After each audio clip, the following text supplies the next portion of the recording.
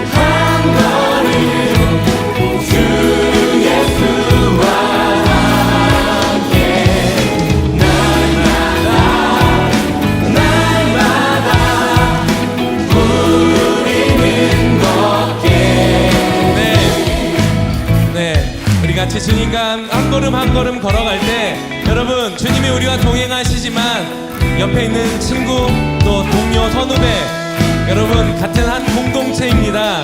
우리가 하나의 교회 아니겠습니까? 우리가 주님 바라보고 주님과 함께 나아갈 때 옆에 있는 분들 같이 손잡고 같이 찬양했으면 좋겠습니다. 할렐루야.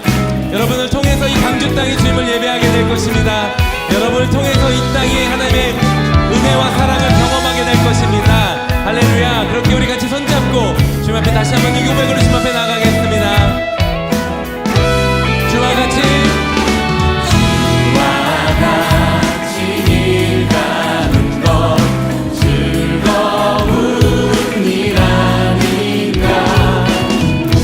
우리 주님 걸어가신 발자취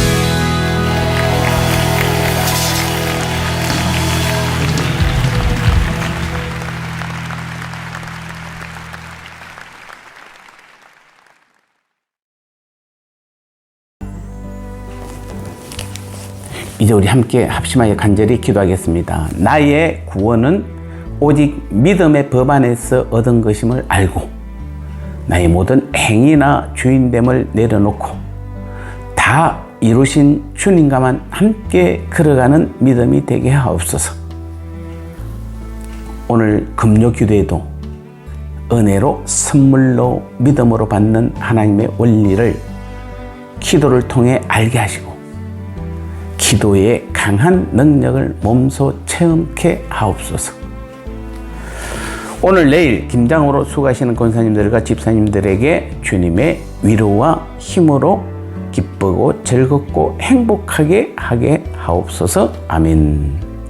세 가지 기도 제목 가지고 우리 합심하여 40초 동안 간절히 기도하겠습니다.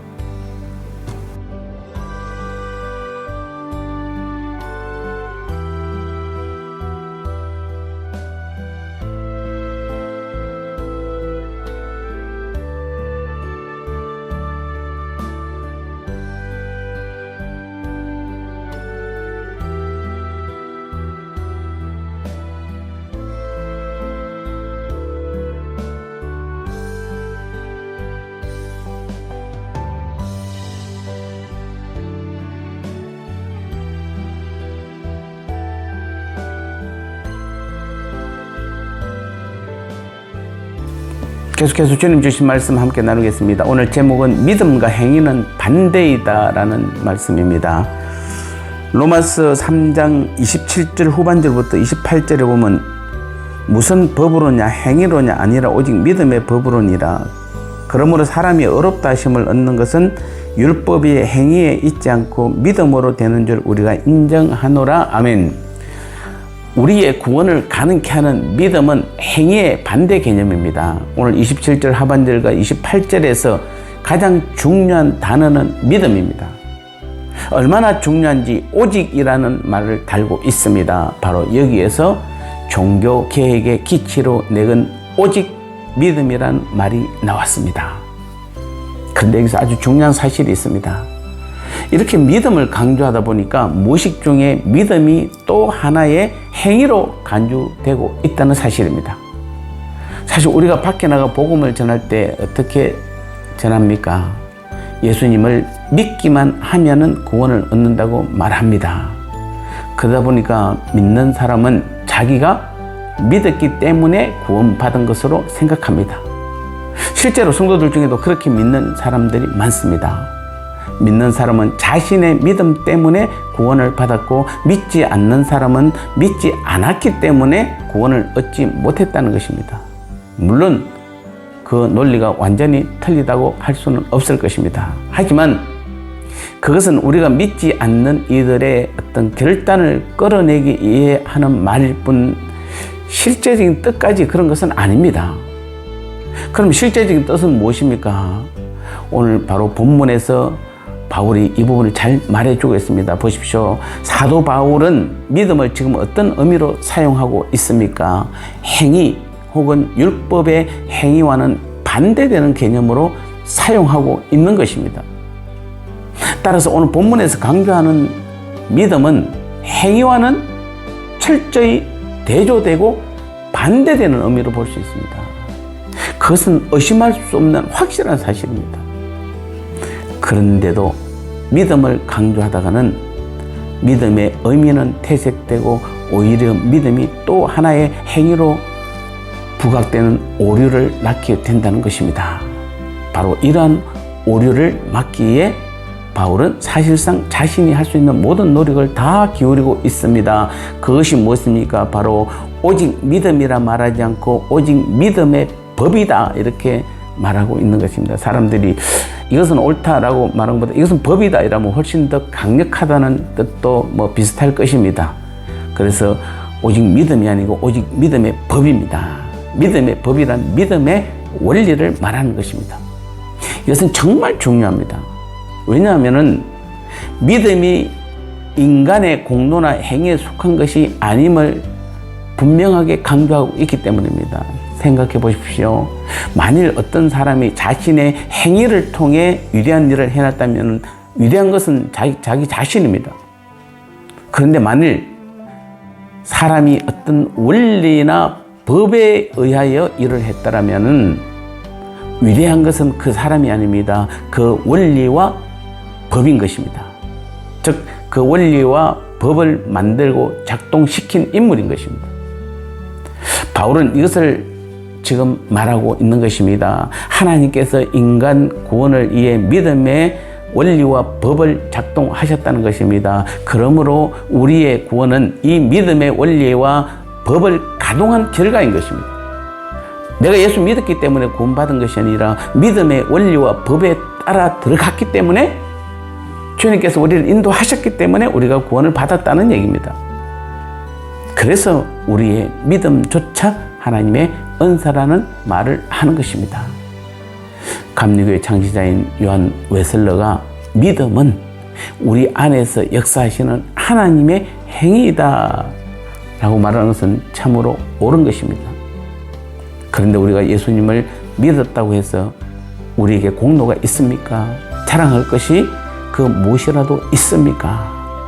정확히 우리는 알고 믿으셔야 하는 것입니다.